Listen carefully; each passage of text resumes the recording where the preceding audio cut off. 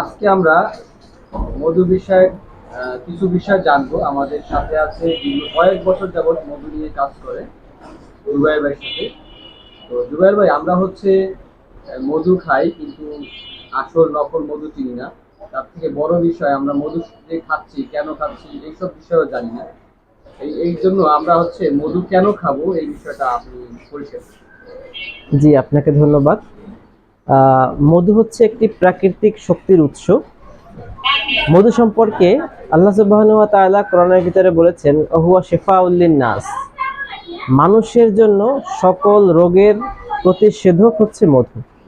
তো আমরা মূলত রোগ হলে ঔষধ খাওয়ার চেষ্টা করি, কিন্তু আমাদের প্রত্যেকের উচিত আমাদের যে কোনো রোগের জন্য রোগ হওয়ার আগেই সচেতন হওয়া। আর এই জন্যই আমাদেরকে নিয়মিত মধু সেবন করা উচিত। মধু যদি আমরা নিয়মিত সেবন করি, যেমন আমাদের রোগ প্রতিরোধ হবে, রোগ থেকে আমরা মুক্তি পাবো, এবং আমাদের শক্তির যে ঘাটতিগুলো শরীরে হয় সেই ঘাটতিগুলো পূরণ হবে। আচ্ছা, ধন্যবাদ। আরেকটি প্রশ্ন ছিল যে মধু কারা খেতে পারবে, কারা খেতে পারবে না? জি, মধু, এটা যেহেতু আল্লাহ বলেছেন সকল মানুষের জন্য রোগের প্রতিষেধক, সেক্ষেত্রে কিছু আহ, সচেতনতাও দরকার এক্ষেত্রে। যেমন যাদের ডায়াবেটিক্সের রোগটা বেশি আছে, তাদের এই মধুটা ডাক্তারের পরামর্শ অনুযায়ী খাওয়া উচিত। এবং 1 বছরের নিচে যে শিশু আছে, তাদেরকে এই মধুটা না খাওয়ানোই উত্তম। কারণ হচ্ছে মধু যেহেতু একটি শক্তিশালী খাবার, বাচ্চাদের আহ, যে পাকস্থলী, সেই শক্তিটা গ্রহণ করার মতন শক্তি বা পাকস্থলীর যে ক্যাপাসিটি, সেটা হয় না। এজন্য 1 বছরের বড় হওয়ার পরে যে কেউ এই মধুটা খেতে পারে। আর ডায়াবেটিক্স রোগীরা শুধুমাত্র ডাক্তারের পরামর্শ অনুযায়ী খাবে। ধন্যবাদ। আরেকটি প্রশ্ন ছিল, এটা হচ্ছে আমরা তো জানি যে অনেক ধরনের মধু আছে, কোন মধুর কি বৈশিষ্ট্য এই সম্পর্কে একটু বলবেন গ্রাহককে। হ্যাঁ, কয়েক ধরনের মধু বলতে বাংলাদেশে প্রায় 15 থেকে 20 ধরনের মধু পাওয়া যায়, এবং সারা বিশ্বে অসংখ্য ধরনের মধু এখন পৃথিবীতে রয়েছে। তার ভিতরে বাংলাদেশে উল্লেখযোগ্য যে সকল মধু রয়েছে, তার ভিতরে অন্যতম হচ্ছে কালোজিরা ফুলের মধু। কালোজিরা ফুলের মধুটাকে বলা হয় প্রাকৃতিক অ্যান্টিবায়োটিক। ঠান্ডা, অ্যাজমা, হাঁপানি, কোল্ড অ্যালার্জি এ জাতীয় সকল সমস্যার অ্যান্টিবায়োটিকের মতন কাজ করে হচ্ছে কালোজিরা ফুলের মধু।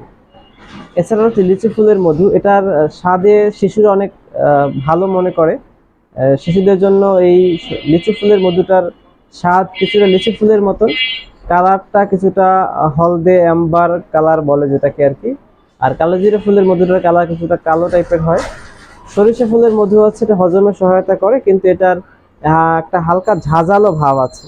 এই সরিষা ফুলের মধু বাংলাদেশের সবচেয়ে বেশি উৎপাদিত মধু, এবং এটা অল্প ঠান্ডাতেই যা জমে যায়, যার কারণে মানুষ এটাকে একটু ভেজাল মনে করে। তবে উৎপাদনের শীর্ষে থাকার কারণে তুলনামূলক কম দামে এই মধুটা আমাদের দেশে পাওয়া যায়।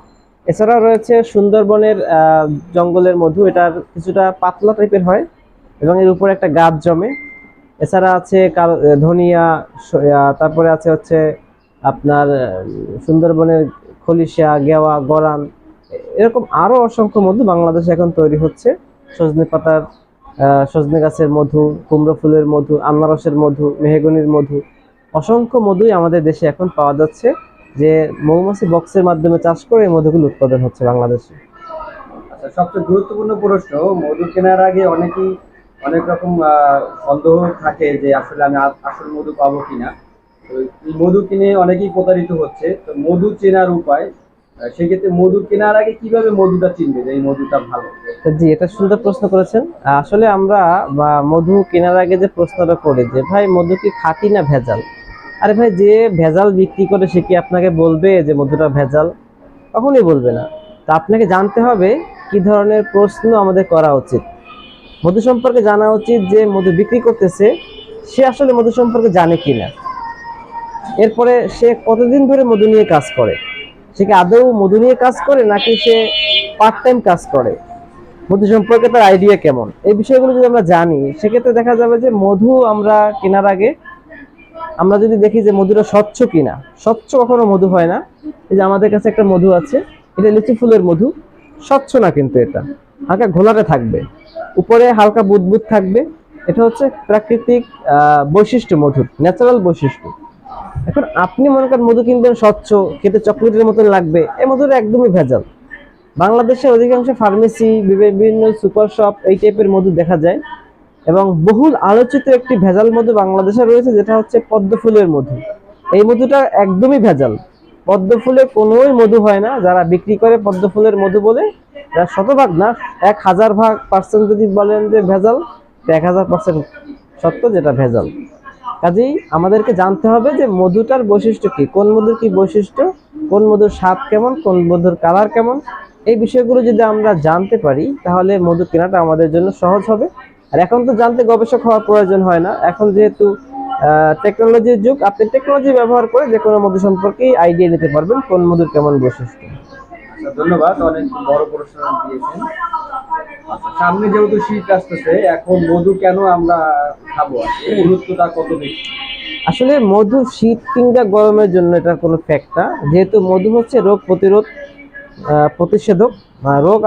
রোগ থেকে আপনাকে মুক্তি দিবে। সেক্ষেত্রে আপনি গরমে খান বা শীতে খান, এটা খুব বেশি প্রভাব ফেলে না। তবে আমাদের দেশে একটা প্রচলিত নিয়ম আছে যে মধু খেলে শরীর গরম হয়। সেক্ষেত্রে আমরা শীতকালে মধুটা একটু বেশি খাওয়ার চেষ্টা করি। তো মধু শীতকালে খেলে যে সমস্যাটা, শীতকালে মানুষের ঠান্ডা সমস্যা একটু বেশি থাকে, হাঁচি কাশি, কোল্ড অ্যালার্জি এগুলোর বেশি প্রভাব পড়ে। তো সেইখান থেকে রেহাই পাওয়ার জন্য আমাদেরকে শীতকালে মধুটা খাওয়া উচিত বেশি। তবে অন্যান্য সময়ে মধু খাওয়া উচিত।